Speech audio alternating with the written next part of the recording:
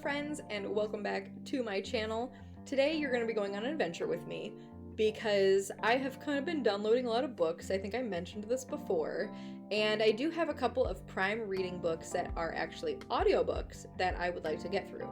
So we're going to kill two birds with one stone, and I'm going to be listening through one of the audiobooks, and I have a bunch of errands to run. And by errands to run, I mean I wanted to go thrifting today. So we're gonna go thrifting. I'm going to listen to the book, and I'm going to give you updates throughout my trip about what I got and also what's going on with the book. And then we'll meet back here and we'll talk about it.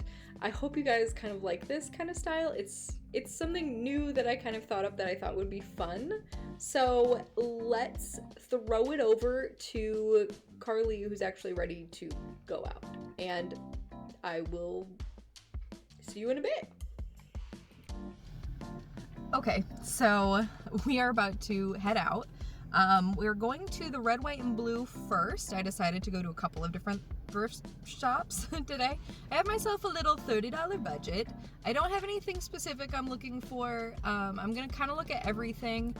I am looking specifically for like chains or accessories that I can use to make my outfits more interesting. That's kind of what I'm looking for.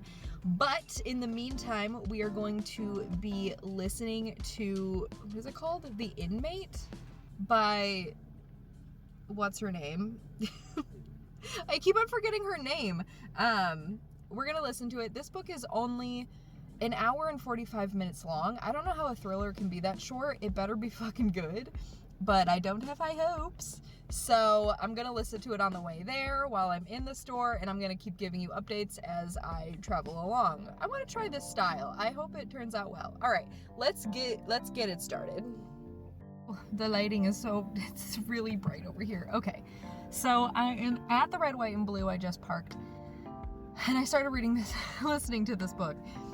So first off, so what this is an like a read-along like version of the book. It's on Amazon Prime, and so you get the book like for free, and then also like the Audible version, or at least what I thought was the Audible version of it, which I thought was like the brand Audible, but no, it's just like a text to speech that is going, which isn't Frieda McFadden, whatever her name is. That's not her fault because she can't control that. This is also like a Amazon original or whatever, which is fucking wild. I don't know. This was like published for Amazon. I don't know.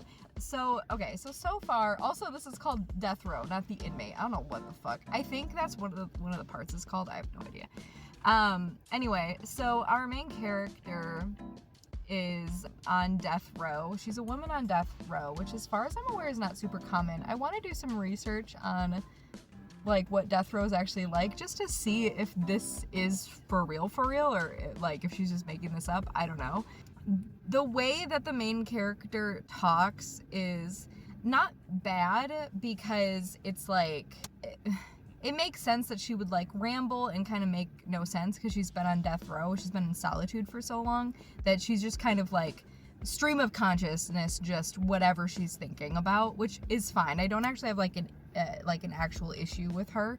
I do have an issue with the fact that when she talks about her husband, she's on death row for killing her husband, even though she had an alibi and everything. We don't know that many details about his death or whatever, but she had an alibi. She had no motive. So how did she get all the way to death row? I don't really understand. That's so like severe, especially in I don't know when this book was published, but it's not like an old book. So that's why I want to like look up some death row statistics, because I'm like, what? I think it's a really interesting choice that the main character's last name is Kemper. I can't remember what her first name is right now. It was only said once. Her last name is Kemper, which I think is a really interesting last name to give your main character when she's on death row for killing somebody. I don't know. Maybe that's just me, but that's such an interesting It's just such a, like, interesting last name to give your character, is all. Also, her husband, who was murdered, his first name was Noel, which is a choice. She also has kind of a weird name. I just can't remember what it is. There was also this part where she is recounting. It's a dream, but it's also serves as like a flashback to when she first met her husband, when she was working at a cafe, and she wanted to like spit in the drink of one of the customers, who ends up being a girl who cheated on like her boyfriend, cheated with her boyfriend on her. So she was like, I'm gonna spit in this drink. And this guy catches her. He was like the new hire or whatever. They spend a crazy long time talking about spitting in this drink and how much they spit into it and stuff, which that kind of stuff, spitting, bodily fluids, stuff like that, just gross me the fuck out. So this like page-long description of like how they are just how she's being taught to spit into somebody's drink was, I was like, this is disgusting. What are we doing? This book is 74 pages long. Like, did we need like basically a whole page about this? And then he also like throws out a comment of like, next time I'll show you how to pee in the soup. Can we not? And then wait, does this author just have like a thing about like bodily fluids? Maybe she likes them. I don't know. Because then she does a thing where like after she wakes up from this dream memory, and then she's talking about like, oh yeah, there's something in the sorry, a giant truck just went by. Something about how like, oh, there's something in the jail that sounds like her alarm from back when she was at home, and she was recounting how like their morning started, like Noel would turn off the alarm and then he'd get up, and then she had to describe the fact that he would get up, use the bathroom, pee for so long she was amazed there was any fluid left inside his body. Gross. I didn't need to know that about him. Why do I need to know that he pees for a long time in the morning? I don't even know that. Girl, what's your obsession with pee? So anyway, we're getting to I think she's about to go meet with her lawyer for an appeal. We'll see. I'm gonna go in and we're gonna go shop. I'm gonna throw on my headphones and listen. I actually might listen when I get back into the car, because sometimes listening to audiobooks while I'm shopping, I'm gonna miss stuff. And with this really monotone robotic voice, it's really easy for me to like tune out. So maybe I'll wait until I get back in the car. I will see you in a bit. Okay, so we are at the Salvation Army. About like halfway through the book now. I'm like 35 pages in of a 75 page book, and I have some thoughts. I have a feeling the twist is going to be something about her like having some kind of psychotic break, like either her husband wasn't real or something wasn't real, because it's been mentioned twice during these like flashbacks that she's having, these flashbacks that are dreams. It's really weird because they're dreams, but they're written like it's in present tense, but we know it's a dream, but it's a flashback. It's the same thing. They're just doing it as dreams. So basically, we get a little dream sequence where it's recounting when they were getting ready to get married. They were preparing their wedding, and the husband, Noel, didn't book their venue soon enough, so that they lost out on that date for the venue. And Talia is the main character's name, and she's very upset about it, and she's like, yeah, we lost it to these people. I don't know why the like venue people would have given her the name of the people that took the who took the reservation, like took for that day. I don't know if that's a normal thing that happens. That seems a little bit weird to me, but whatever. She's like, I'm gonna call the place, it's a vineyard, so I'm gonna call the vineyard and pretend to be them and cancel the reservation so we can get it. I'm like, what a horrible person. I don't like her. And I don't like him either, because he's like, you're gonna lie? And she's like, yeah. And it seems like he was gonna be like, oh, you shouldn't do that. Like, we'll find a different place, especially because within her mind, we're in her mind, by the way, we're solely in her POV. She's like, it doesn't matter where we get married, but apparently it does matter because you're about to lie about this, which is horrible. And so I thought that the husband was gonna like reprimand her, but in the end he's like, you're gonna lie? Well, I'll call and I'll pretend to be the husband and cancel because I'm a better liar than you, which immediately makes me think that he faked his death, because again, we are in her mind, we're in her POV. And while I do believe that it's going to end up that she is like an unreliable narrator, I also think that he's a liar. I think he was cheating and that he staged his death and that he's still alive and framed her for it. That's what I think is going to happen, because so she wakes up from the stream. They go to the meeting with her lawyer about, she was going to meet with her lawyer about the appeal because she's on death row. She gets executed in 2 weeks. And the lawyer is like, yeah, your appeal was denied, so you really should just give up. And she's like, fuck, okay, I guess. And as she's being led back to her cell, she like looks over, sees another inmate is talking to a man who apparently looks exactly like her husband, and she's like, what the fuck? Which was again an immediate thing, like, I bet he's still alive. Either he's alive or he was never real to begin with, because in one of the memories, the one where they're talking about the vineyard, she kind of makes this weird offhand comment about being like, right now this doesn't feel real. And in my brain I was like, well, of course, she's in a dream. This isn't a flashback, this is a dream. And then she goes to sleep again, and in this flashback it talks about a dinner party that they are having with like her work friends or something. Also, I was like, oh, is the husband a lawyer? He's not, he's a doctor. So they're doing a party, and we meet Talia's friend, whose name I can't remember. I think it starts with a K. It's something. And I also, upon meeting her, was also like, he's cheating with her. That's like, if that's how it ends up being, I'm gonna be like, oh my god. Because her first line of dialogue is like, how's your handsome husband? The fuck? The way that I would never say that to, like, I would never go up to my best friend and be like, how's your beautiful wife? What? So she's like, how's your handsome husband? I'm like, okay, she's cheating on him and they framed her together. That was my immediate thought. So then she has this like banal conversation with her friend, and then she goes to go find Noel. He's in the backyard talking to a redhead named Ariel, on the nose. And when she goes to go talk to them, she also has this other thing where she's like, this isn't real, this doesn't feel real. And I'm like, okay, what does that mean? Like, is she being delusional, or did she have some kind of break and kill her husband because she imagined that he was cheating on her? And either way, she's having a psychotic break, so it's like she's an unreliable narrator. Because that's the thing. This would be way more interesting if this was told from somebody else's point of view.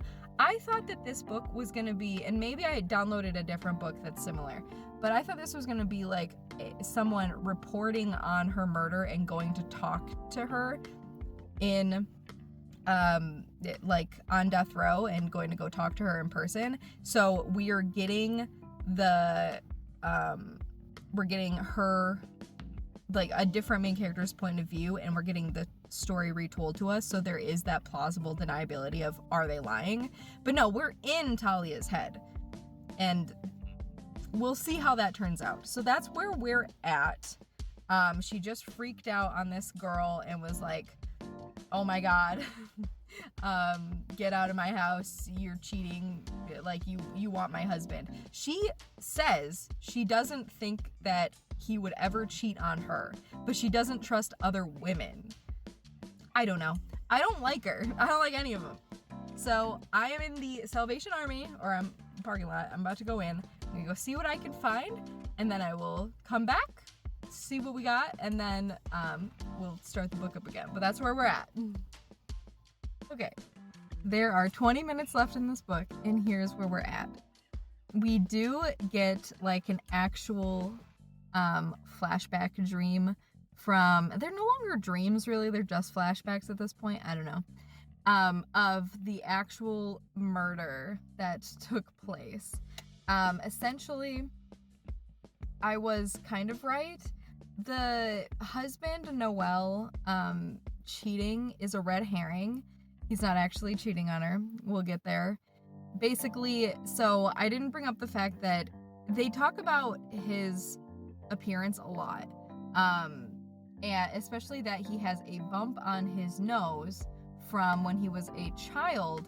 He got tackled in a Pee-wee football game so hard that it broke his nose and he lost his sense of smell.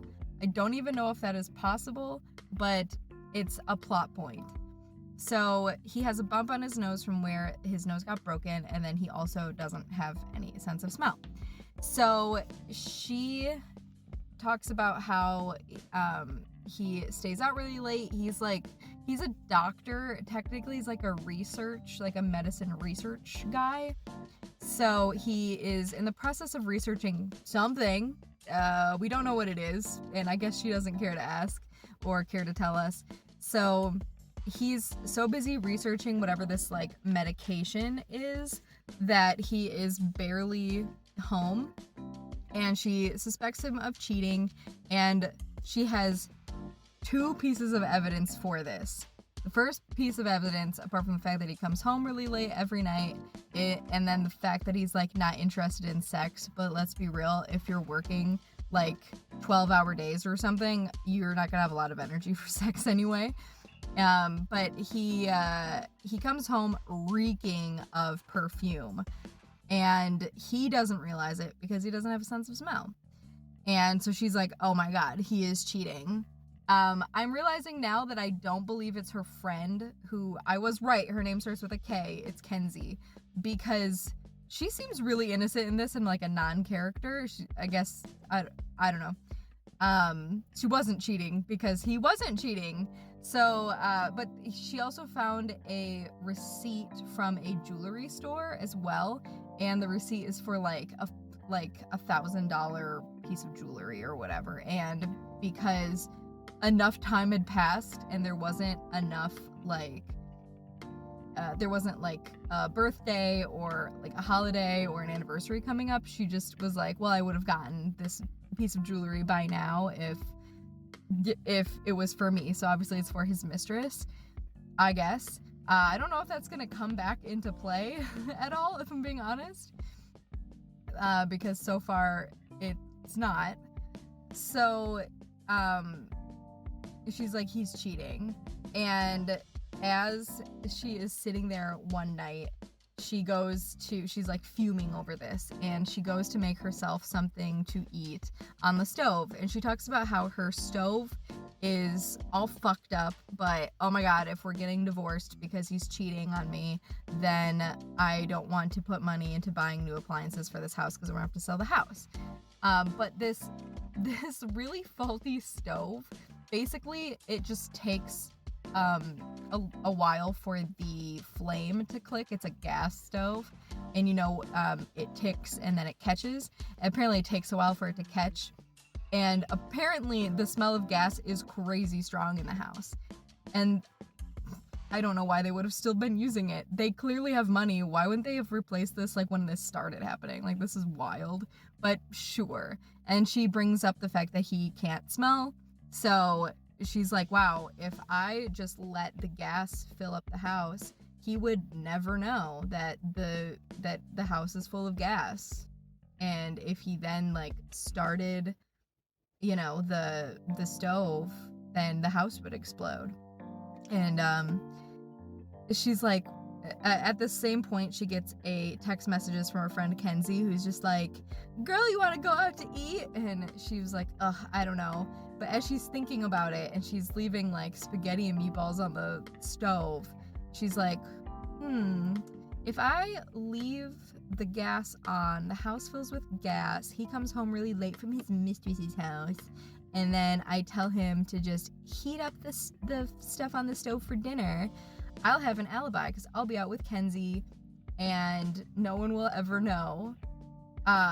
Which definitely sounds like she did it, and like she definitely did it despite being somebody who's like, I didn't murder my husband. Like, you did though?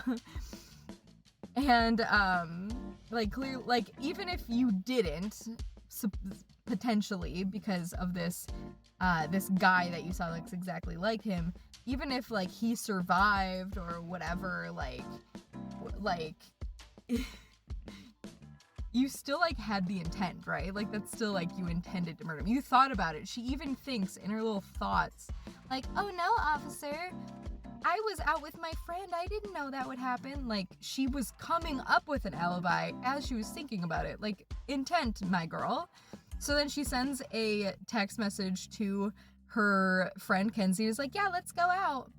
So in present day, she was literally 2 weeks from her execution date, and they're getting ready to move her into like death watch because it's like 3 days before her execution. And the one correctional officer who is like kind of nice to her is just like, hey, you made this big deal about this guy you saw. I did some digging, and that is the chaplain for his name is Father whatever the fuck Decker, and he is the chaplain for the jail. I don't know. And Atalia's like, oh, like, can I see him? And she's like, well, yeah, he does last rites for people, so I can make that happen. She's like, yes, please do, because I think that's my husband. Which she's gonna have to come up, and by that I mean the author is gonna have to come up with a wild reason for this man to have survived like an explosion when they did pull a body out of the house. And Talia does say, like, I don't have any evidence that he didn't get out of the house. A body was brought out, but it was covered in a sheet, so she doesn't know 100% that was him. And also the police said they used DNA evidence to like say that was him. But she didn't see him get murdered, so I guess it could be either. I don't know. So, but they're gonna have to come up with a pretty like a pretty good twist for him to have survived this somehow. So back in the flashback, Talia goes to a Korean barbecue place with her friend, and she's just like thinking about it. She's just like, he's gonna come home. And I sent him a text. She sends him a text that's like, hey, I'm going out with Kenzie. I left spaghetti and meatballs on the stove for you. All you have to do is heat it up. And I assume the way that it was written that she was like, just turn on the burner and it'll heat up. But I live with a man, and I am very aware that this is not how they would heat up spaghetti and meatballs, even if it was already in a pot on the stove. If it was cold, they would dish it into a bowl and put it in the microwave. I know 100% that's what they would do. They wouldn't wait for the whole thing to heat up, but sure, maybe he would. I don't know. I guess we'll see. And so she had sent him that text, and then she was like ignoring her phone, and she's like not talking to her friend. Kenzie's like, are you sure you're okay? Like, how's Noelle? She's like, I'm fine. I don't want to talk about Noelle. And she's like, okay, bitch, what is going on with you? And she's like, I have to stay out until at least past 9 for like the police to call me about it. Like, I have to make my alibi tight. Like, okay, girl, like, what's happening here? So then this random old lady comes up to their table and is just like, oh my god, it's Talia. It's Talia. And she's like, I don't know you. And she's like, oh yeah, you don't know me, but your husband talks about you all the time. I'm a chemist. I work with him on this project. She's like a really old lady. And she's like, yeah, I recognize you from the picture on his workspace, and he talks about you all the time, and we're so sorry to keep him away from you. Like, we're really trying to wrap this up so he can come home. We're so sorry to keep him late every night. And Talia's like, oh, fuck, he's not cheating, because lo and behold, this random old lady is wearing the perfume that she's been smelling, and this lady drenched. I mean, the old lady is characterized very well. I believe everything that this old lady would be doing. She's drenched in a disgusting perfume, completely unbothered. She would go up to somebody who she has never met in person, has never said 2 words to her, but recognizes from a picture that her boss has, and he just like recognizes her from that, and then would go up to that lady and be like, I'm so sorry to keep your husband away from you. And it's like, okay. She's like, I'm having a date night with my husband. And so she goes, and Talia sees her like kiss her little husband, and they're like adorable and whatever. And she's like, oh, I have fucked up. He's not cheating on me. He really is just staying late at work. Oh no. And he's gonna die. So she looks at her phone. He did text her back and was like, I'm sorry I missed you, but thank you for leaving me food. And then he sends a text that's just like, I love you. And she's like, oh no, I feel so guilty. I have to get to him somehow. So she calls him. His phone is off or something. It goes straight to voicemail. She's like, I'm sorry, Kenzie, I have to go. And so she is running off to go try to save him. Then we get thrown back into present day to the day where she is she's meeting up with her, with the chaplain, this chaplain, Father Decker guy, who she is convinced is her husband. She's about to go meet him. They talk about some death row stuff for a bit, and I have to look up, because the second time she's brought up, like, what her final meal would be, she's deciding she has to pick it. We don't know what it is. And they're like, oh yeah, there's a limit to what you can get. It's $40. I don't know what state these guys live in, but that also doesn't seem real. I have to do some research once I get inside of what people do on the death row. Do they get fed absolute shit? They don't get access to water, I guess. Like, there's rats. I don't know. It's like she's in a dungeon, and then she's only like allowed a $40 budget for her final meal. Like, I don't know. I'm gonna have to look that up, because all this seems really weird. But it could be right. I'm just saying, like, it feels unbelievable. It just feels unbelievable. So now she's gonna go meet up with the chaplain. She sits down with him. He looks exactly like her husband. She is like that. She, even when she sits down and she sees him, she goes, Noel. But she says it so quietly he doesn't hear her. And then he's like, hi, I'm Father Decker. I heard you wanted me to do your last rites. And she says Noel a little bit louder. But at the same time, when she heard him speak, she's like, oh no, his voice is a lot deeper than Noel's voice is. But she's like, oh, well, he was really good at faking voices, so it could still be him. And that's where I'm at. I don't know how this is so fast, but it doesn't feel like it's going anywhere. It's so weird. I'm gonna finish the last 20 minutes once I get inside. Sorry I haven't updated since the Salvation Army. I did a quick couple little trips, so there wasn't like enough to talk about each time. But I found some things, and maybe we will do a little haul at the end of this. Maybe we'll see. We're winging it, but I will be back when I finish this book, and we'll discuss inside.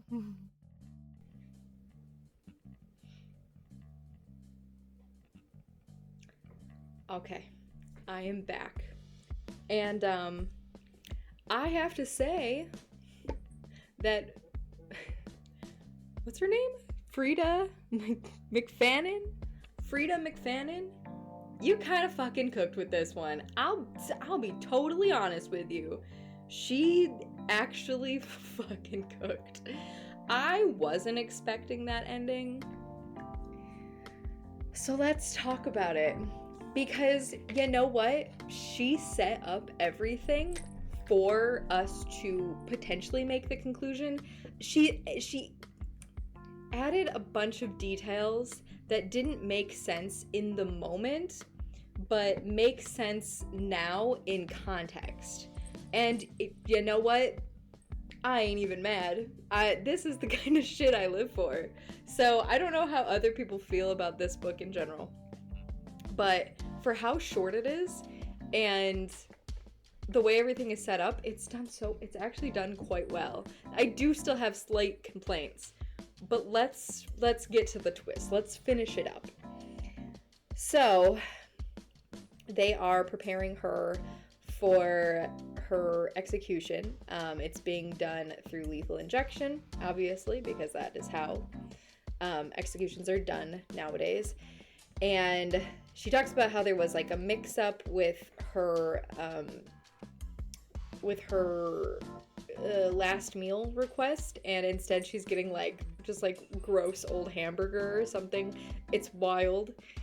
And her friend Kenzie, she comes by, although she hasn't come by this whole time apparently. She comes and gets her some clothes so that she doesn't have to die in prison garb.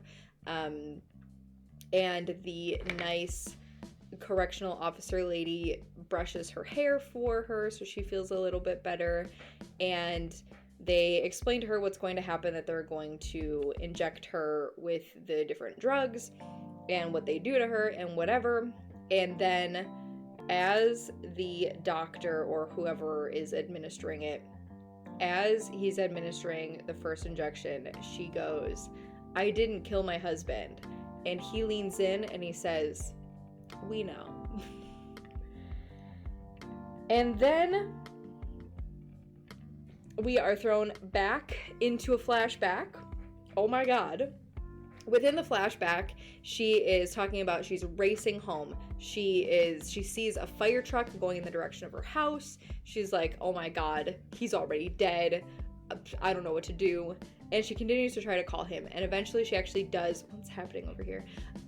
She calls him. She actually gets through. And he's like, hello. And she's like, oh my god, you picked up. Don't turn on the stove. And he's like, chill, it's fine. I didn't. I just got your messages. I picked up fast food on my way home. I didn't turn on the stove. It's all good. I called the fire department because you said like there was something wrong with the stove or whatever, and they're coming to come check it out. Don't worry about anything. I got it covered, baby. And also, when you get home, there is a present that I want to give you. I spent maybe a little too much on a necklace. I hope you won't be mad that I spent kind of a lot on this thing, but I never get you jewelry and I feel bad, so I got you a necklace. I'm gonna give it to you when you get home. And she's like, oh my god. Thank God you didn't do any of that stuff. And she's like, I can't believe I almost did something so horrible. I feel so bad. I love this man so much. Oh my god. And then she blows through a stop sign and gets hit by a truck, and we get thrown into the present day where we are still in her head, but we are far more aware of what's going on actually around her. She is in a coma in the hospital, and they are about to turn her life support off. She hasn't been able to she hasn't tried to take a breath or whatever, however they judge these things, and she is they're deeming that it is time to let go. And when this revelation happened,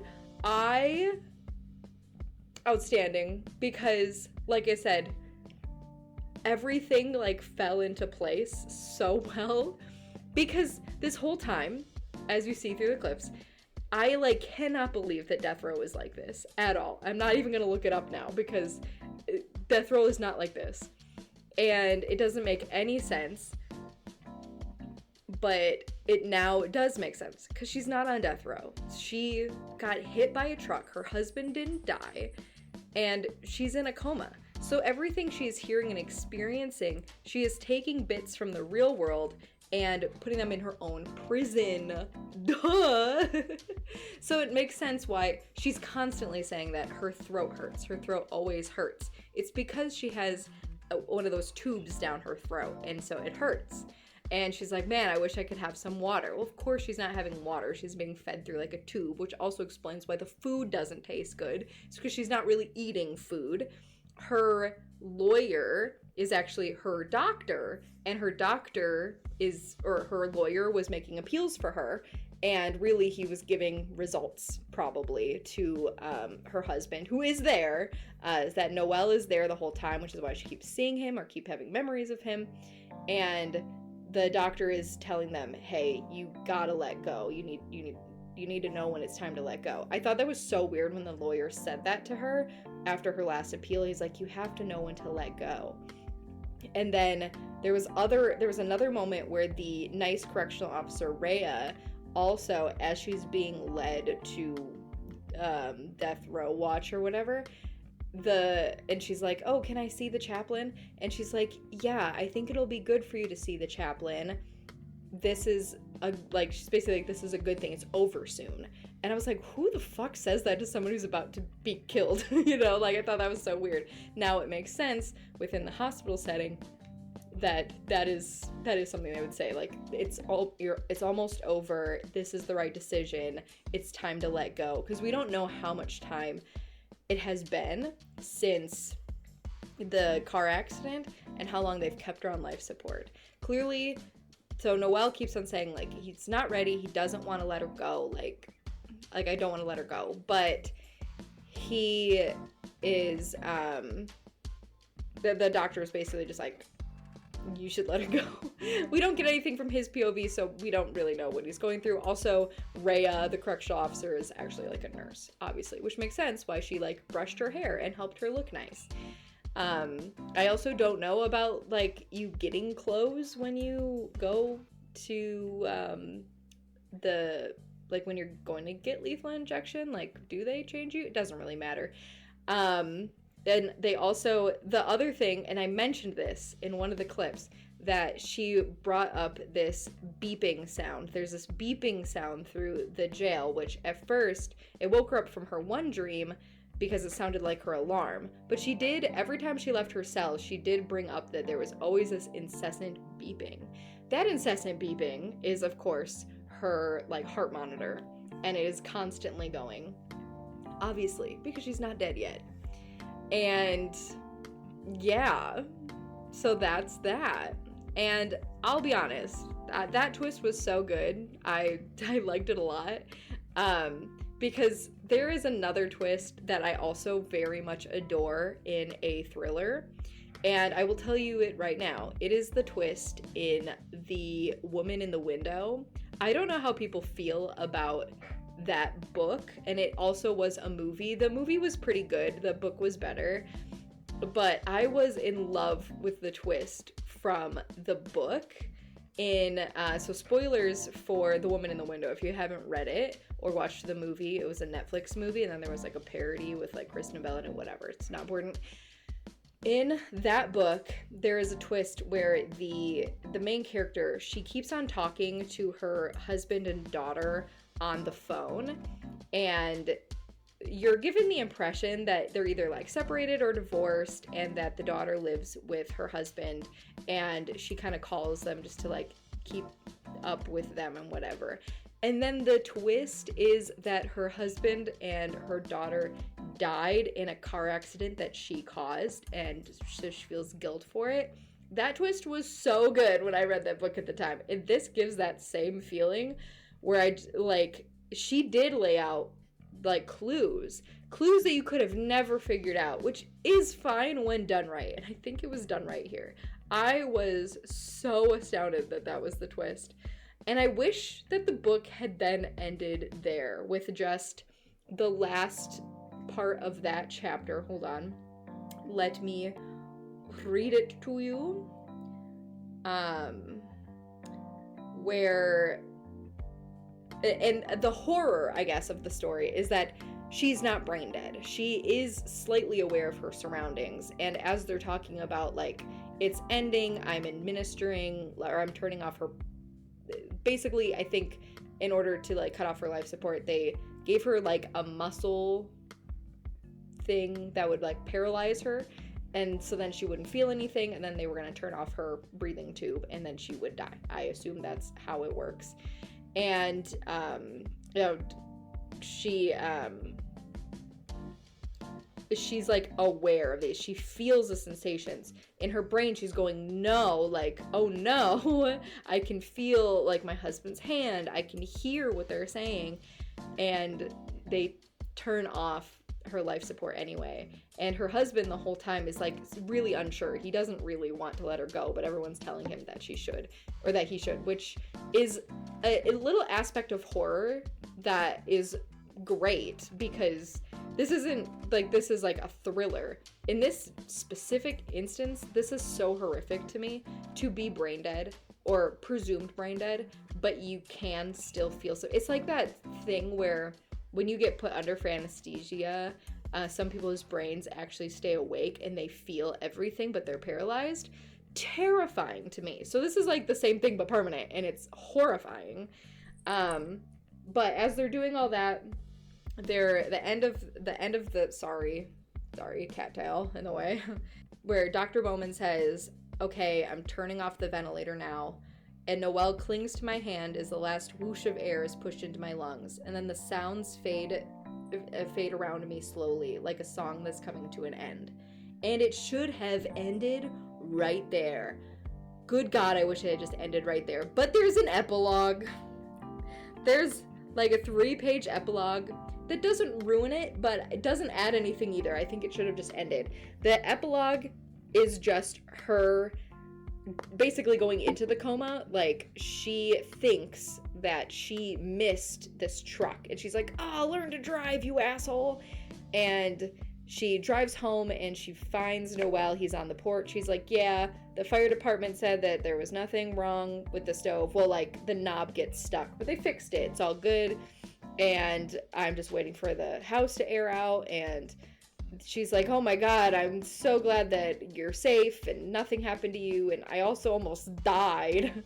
And he's like, yeah, everything's gonna be great now. And she's hearing the beeping, and she's like, man, I don't know, it feels so weird, like something's not real, but it's okay, whatever. And it just ends instead with her getting a happy ending, essentially. It ends with the line, I can't believe I came so close to losing everything. So she, like, it's either just like the start of her like coma, or it's supposed to end on like maybe like a happy note, but we know that she died, so it's not necessary. It's just kind of silly. And that is Death Row.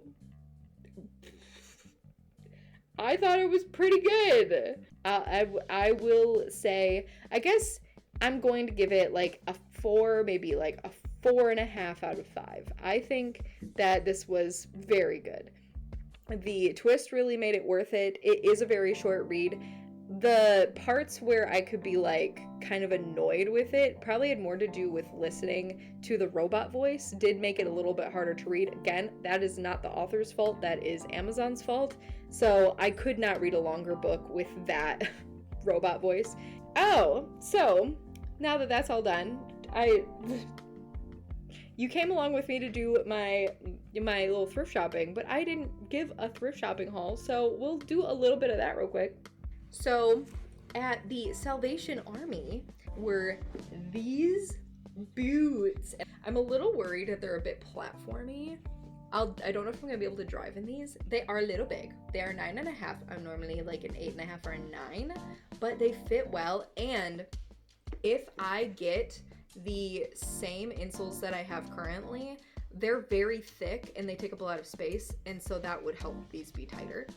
But they're Guess ones, and they're so cute.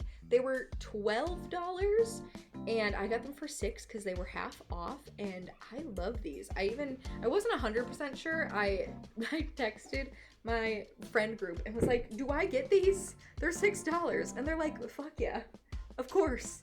And then while I was browsing, not that I needed another pair of sweatpants, but I am trying to clear out some of my older clothes that like are raggedy.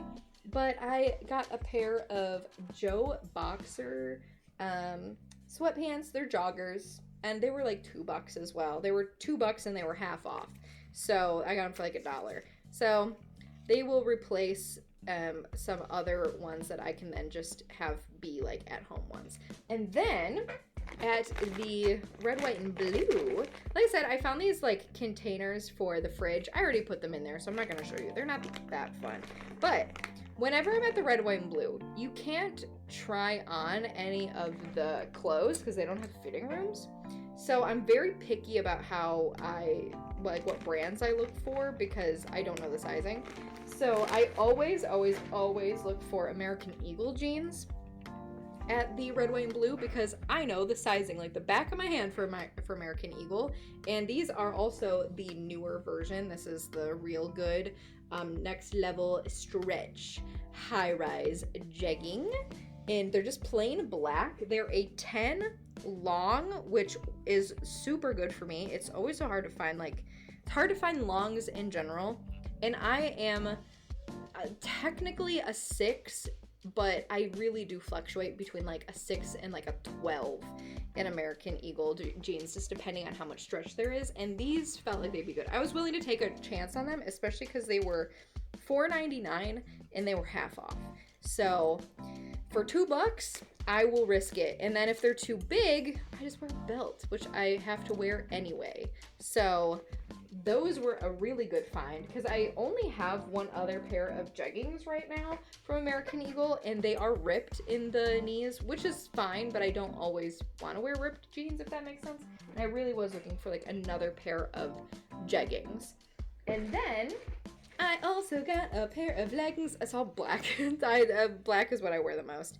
So I have actually never worn this brand. It's the Avia brand, but these are a medium, so they should fit me. They look a lot like the American Eagle ones, so I'm hoping they fit like the American Eagle ones. And I was also willing to take a chance on them. They were $3.99. They weren't on sale, but for $3.99, I will, you know, give it a shot. That's not too bad. So this will be my new work pair of leggings, and they do have pockets, so I'm pretty excited about that. God, I hope they fit like the American Eagle ones. Anyway, I hope you guys liked this video. It was a little bit different, but I really enjoyed it. I would definitely like to do it again or something similar. This kind of like read with me, do chores with me kind of thing. I think that's really fun. I think I'd like to do it again. I do have another audiobook to try, so because I do flip-flop between regular books and audiobooks. So I hope you guys liked it. If you did, maybe leave a comment, maybe leave a like to let me know, and subscribe if you would like to see more. And I will see you guys in the next video. Bye!